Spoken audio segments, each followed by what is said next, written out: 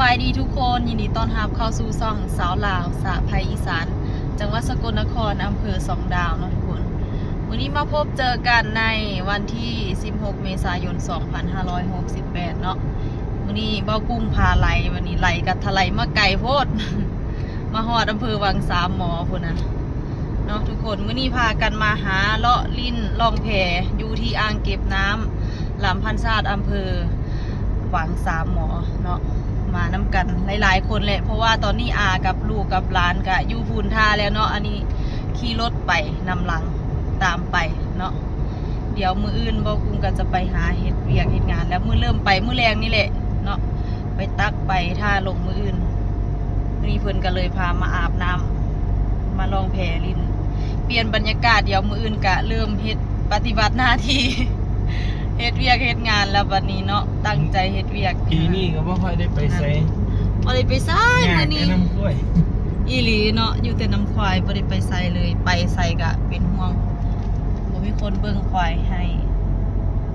จำบ่ได้เลย เนาะ มาหลายปีแล้ว ตอนนี้ก็ใกล้สิฮอดแล้วแหละเนาะทุกคนก็เอา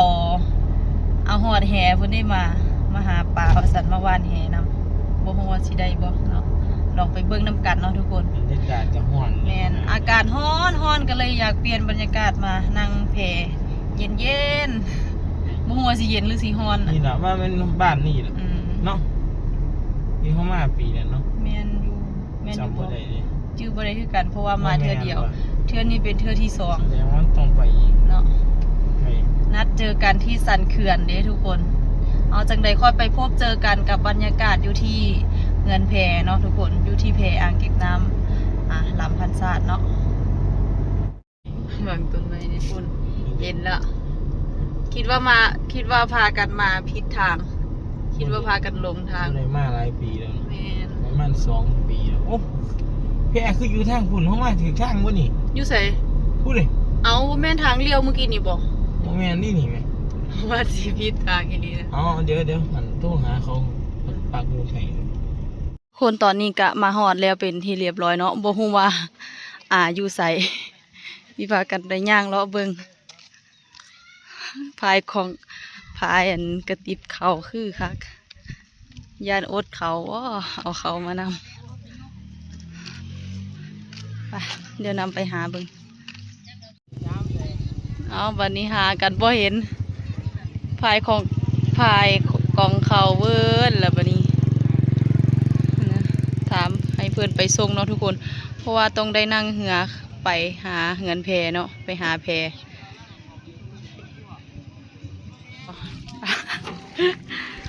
ไป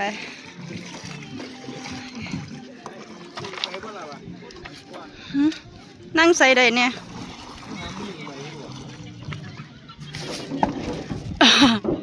อ๋อฮอนพูดนะกำลังสิไปนั่งเหือไป เบี้ยเล็กหัวคว้านดากได้แต่ ฮอนอีลี นั่งบ่ได้นี่ แห้งขาสั่นแห้งบ่อนี่ ว่าว่าล่ะ ฮ่า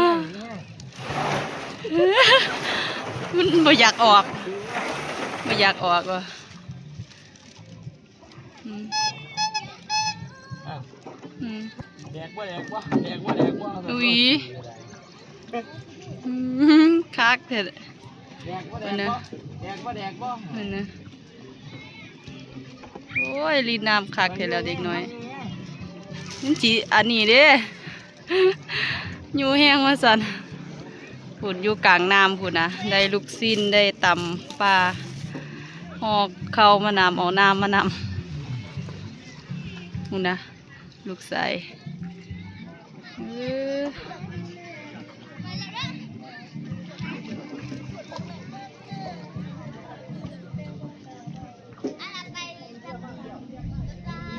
ถอดเสื้อกินเลยบ่เนตรแสบบ่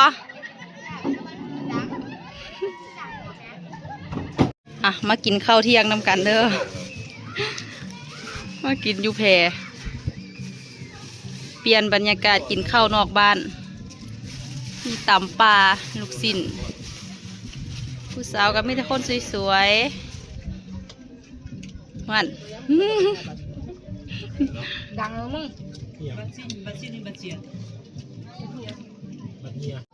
พนักงานเสิร์ฟหุ่นโอ้คือเก่งเถอะว่ะหุ่นตั้งแต่ฟังหุ่นมาพี่มาครับเอาไปซื้อตำปลากับลูกชิ้นเอาเฮ้ย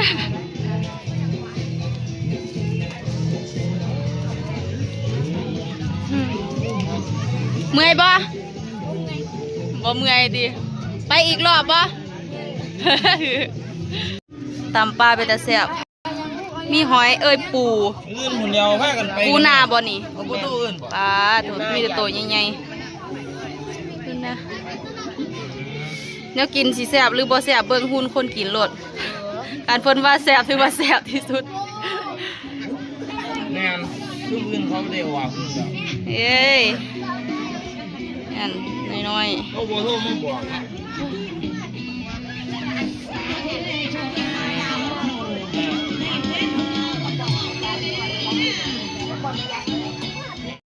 เอาหอดแหเอามดเอาแหมาวานระวังติดเด็กน้อยดิ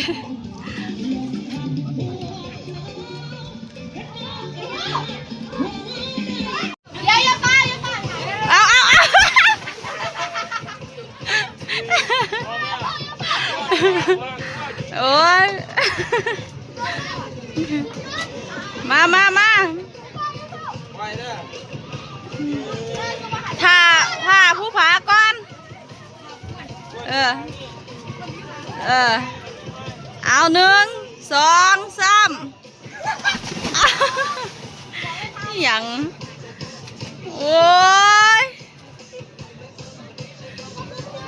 จะมีการเก็บเนาะโอ้ใหญ่ไปอาบน้ำมึงเฮ้ยมาน้ำมูมานอนเว้นอยู่เพนอนเว้นอยู่เพใส่เอาไม้ดูลองเห็ดไม้ยังดูโอ้ยทางผุ่นขึ้นบ่ได้ดอกท่านมันสูง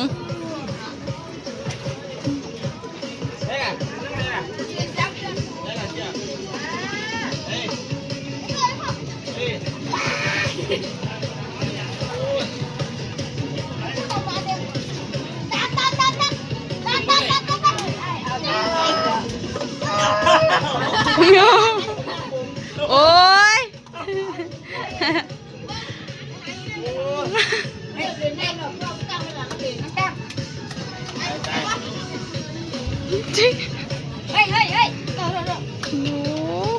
เอาไปตีลังกาไปหันแล้วเห็นอยู่เห็นไปเลย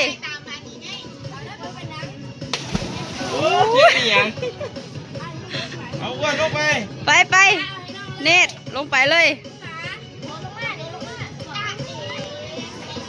โอ้ย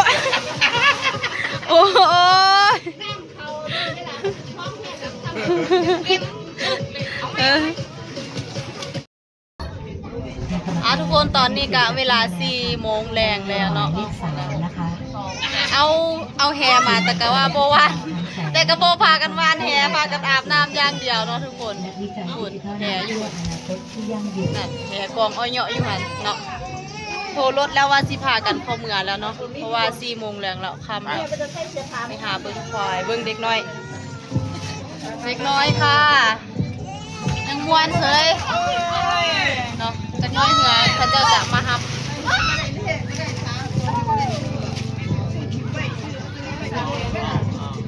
เดี๋ยวสลาขอตัวลาทุกคนไปก่อนเด้อเอาไว้พบเจอกันในคลิปหน้าสบายดี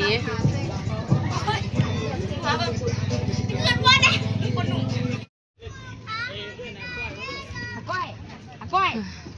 เจ็ดเต้าเดี๋ยวยี่พ่อเอิญมักเล่นน้ำไหลอันนี้มีเสื้อโซซี่ประจำไว้ในที่ครอบครองไว้ในความครอบครองมีเสื้อโซซี่ไว้ในที่ในการครอบครอง